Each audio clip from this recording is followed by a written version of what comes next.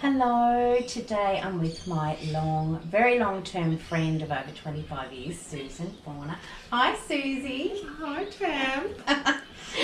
So Susie's one of our Vibrant Women travel hosts because she's always inspired me since I was in my early 20s to travel. She's been a bit of a hero of mine, and I've always looked up to you, Susie, because you're so clever and articulate and creative, and you've got so many beautiful qualities.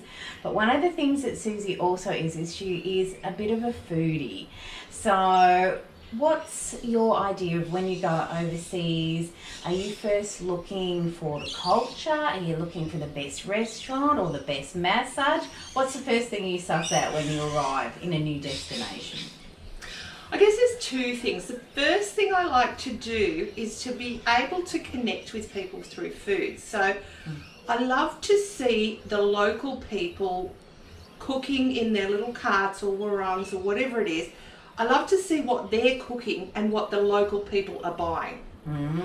Because you can tell if it's seasonal, you can tell if it's, expensive, you can tell if everyone's at one place because that's where, the dish du jour is, or you can also tell what's been caught that day, what's been slaughtered that day. One of my fabulous travel memories is being on the breakwall at Sorrento in Italy, and we were there, we were just drinking cheap wine on this Sorrento breakwall, and there was a fancy restaurant there, and the blokes that were working at the fancy restaurant came out with this plate of this most gorgeous mozzarella, and they sprinkled salt on it and squeezed a bit of lemon.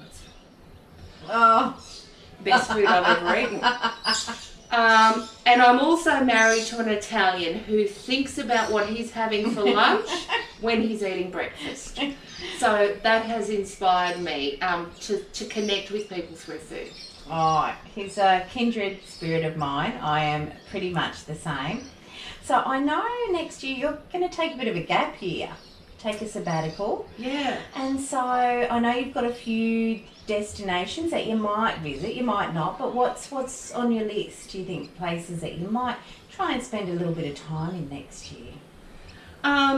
Probably my number one place would be Malaysia. Singapore, Malaysia. So I want to really get my teeth into that kind of scene.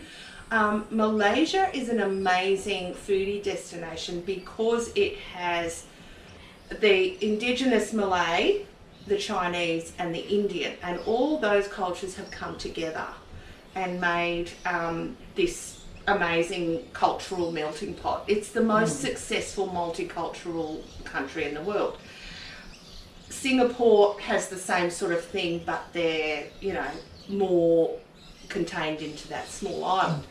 From there, I really want to try to go overland to London. So I don't know how that's going to go. It's going to take a lot of logistics, and that's not my strong point, but that's my kind of goal.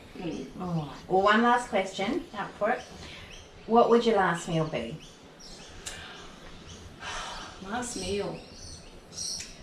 I know that one thing that I would definitely have would be my husband's radicchio salad with his own vinegar that he makes on the farm, and the mother vinegar came from Italy probably 70 years ago, and he makes every year. He makes and the kids get in their little wading pool and stomp the grapes, and then we filled with the grape juice, and it becomes vinegar. So definitely the radici, we call it radici.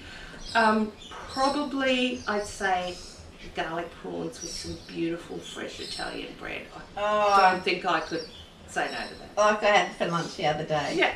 Anything at all. Yeah. So good. Yeah. Oh, thank you, Susie. Thank you, Danny.